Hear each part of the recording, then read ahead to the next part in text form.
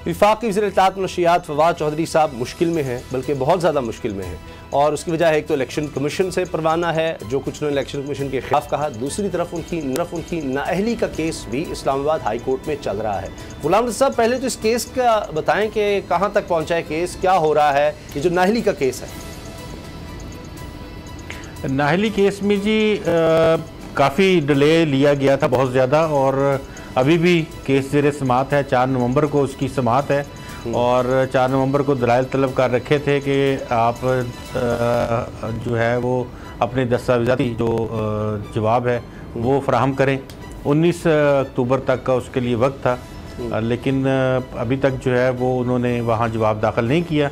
4 नवंबर को ख़ुसूसी दरख्वास्त थी समी इब्राहिम साहब की, उनका ये कहना था कि आप इस दरख्वास्त के ऊपर फ़ैसला कर दें। अदालत से इस्तदा की गई थी।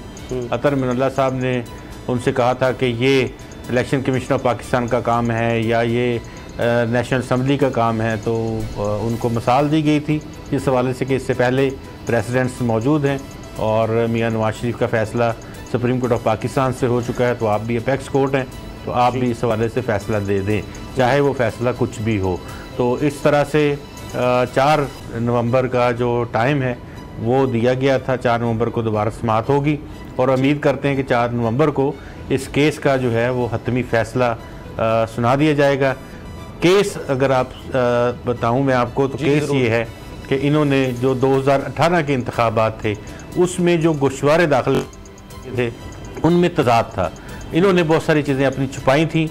जो चीज़ें छुपाई गई थी उसके मुताबिक अगर हम ये देखें, इलेक्शन एक्ट के मुताबिक कोई भी शख्स इलेक्शन कमीशन ऑफ पाकिस्तान से अपनी ज़मीन, जायदाद, शादी और दीगर मामलात में भी चीज़ छुपा नहीं सकता।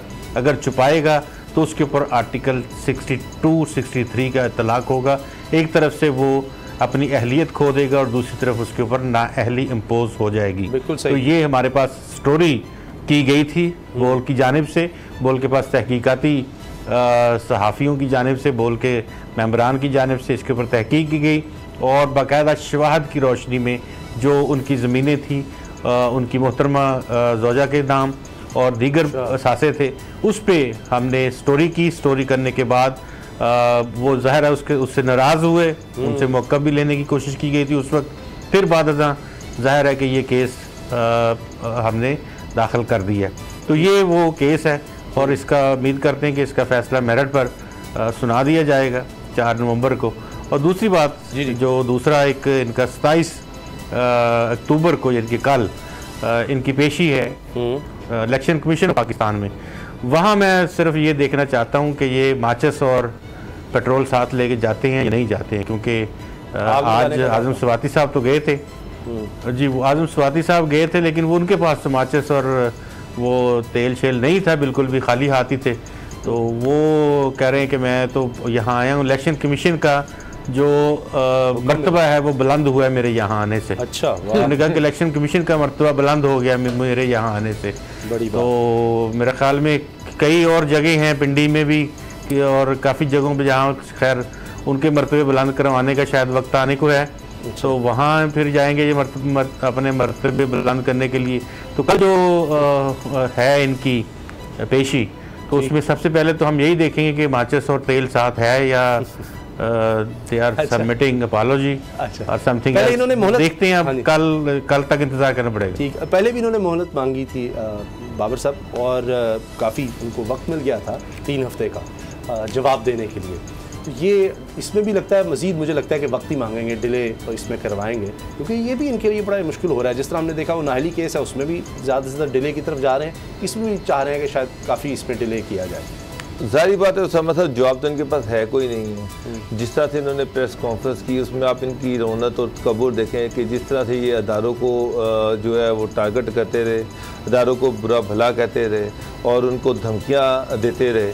ये आदत है। मैंने देखा कि ये पीटीआई गवर्नमेंट में जितना तकब्बुर मिनिस्टर्स में है, इतना तकब्बुर तो मैंने पहले किसी और गवर्नमेंट में नहीं देखा। और किसी गवर्नमेंट के जवाल के असबाब भी यही होते हैं कि बजाय कि वो कोई बेहतरी का काम करें, उनमें एक फ़िरौनियत आ जाती है और वो फिर अजीबो गरीब हरकतें करने शुरू कर देते हैं, इदारों को टारगेट करना शुरू कर देते हैं। शहबाज गिल साहब जो हैं आप वो देखें, उनकी लैंग्वेज चेक करें, कभी वो गालियाँ देने पे उतर जाते हैं। जर्नलिस्ट जो हैं उनके फ़ोन टेप हो रहे हैं, उनको धमकियाँ दी जा रही हैं, जिस तरह की धमकियाँ और जिस तरह की ज़ुबान है आप वो चेक कर लें इनकी। अब फवाद चौधरी साहब जो हैं, आप देखें कि शहबाज गिल जो है वो जर्नलिस्टों को धमकियाँ दे रहा है और ये जर्नलिस्ट जो है उन पर हाथ उठाते रहे। और इमरान खान साहब जो है उन्होंने आज तक इस चीज़ का नोटिस ही नहीं लिया। इसका मतलब ये है कि उनकी आशीर्वाद है और वो खुश होते हैं जब इनके मिनिस्टर इस तरह की हरकतें करते हैं तो उनको खुश होते हैं। और वो मिनिस्टर जो है उनके चहीते बने हुए हैं, जो ज़्यादा गालियाँ देता है, जो ज़्यादा बदमाशी पे उतर आता है, जिसमें ज़्यादा गुरूर और तकब्बुर है, उतना ही वो पसंद किया जाता है। ये अब जो मेरी एक चीज़ मुझे बताएं, मियाँ नवाज शरीफ की नाअहली किस इशू पे हुई थी? उनकी एसेट छुपाने पे हुई थी। जो उनको किया गया जी आपने कामा जो है वो छुपाया है। और वो आज भी कहते हैं जी वो कामा जिसमें मैंने पैसे निकाले ही नहीं आज तक, वो उस पर मुझे डिस्क्वालीफाई कर दिया। तो बेशताशा MNAs ऐसे हैं, MPs ऐसे हैं जिनको एसेट छुपाने पे जिनको नाअहल किया गया।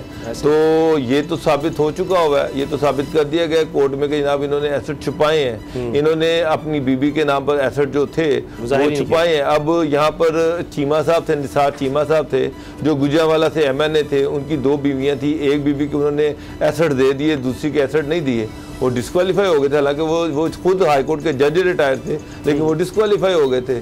तो ये एक बड़ा जुर्म है। अब असुली तौर पे तो इनकी डिस्क्वालिफिकेशन होनी चाहिए, फैसला अदालत ने करना है, लेकिन सबूत जो है वो अदालत को फराहम कर दिए हैं।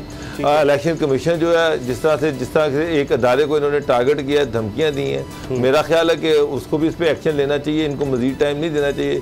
6 हफ्ते की चीज़ के 3 हफ्ते बड़े होते हैं। इन्होंने क्या कोई किताब लिखनी है जो 6 हफ्ते मांग रहे हैं? लेकिन क्या बाबर साहब को लगता है कि माफ़ी जो है बेहतर रास्ता नहीं है इलेक्शन कमीशन में कम से कम कि जो गलती हो गई है वो, या देखेंगे जब तक मामला कह नहीं सकते हैं आखिर में जाकर? फिर मुझे लगता है इलेक्शन कमीशन को ये तो नहीं चाहेगा कि उसामा साहब होना क्या है, होना यही है इन्होंने जाके वहाँ पे पाँव पकड़ लेने हैं कि ना मुझे माफ़ कर दें, मेरे से गलती हो गई। अच्छा। इस तरह के लोग यही होते हैं। ये मुझे नहीं लगता डॉक्टर साहब, अच्छा जी मुझे नहीं लगता, क्योंकि बड़े पक्के हैं बात के। मुझे नहीं लगता कि इस तरह करेंगे। वो माचिस और पेट्रोल लेकर आएंगे, ये ना कहें आप। उनको अपनी जिम्मेदारी करने दें। फिर फायर ब्रिगेड की साथ गाड़ी नहीं, वो खैर वो तो इलेक्शन कमीशन ऑफ पाकिस्तान को चाहिए ना कि इनके आने से पहले ही वो फायर ब्रिगेड की गाड़ी खड़ी कर दे और देख ले कि उनके हाथ में माचिस है या नहीं है।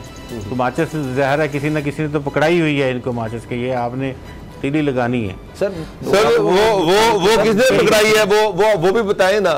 अल्लाह खैर करे, लेकिन उतना ही खतरनाक, कम अज़ कम उतना खतरनाक, उससे ज़्यादा नहीं, तो कम अज़ कम उतना खतरनाक केस तो इस वक्त हाई कोर्ट में भी है।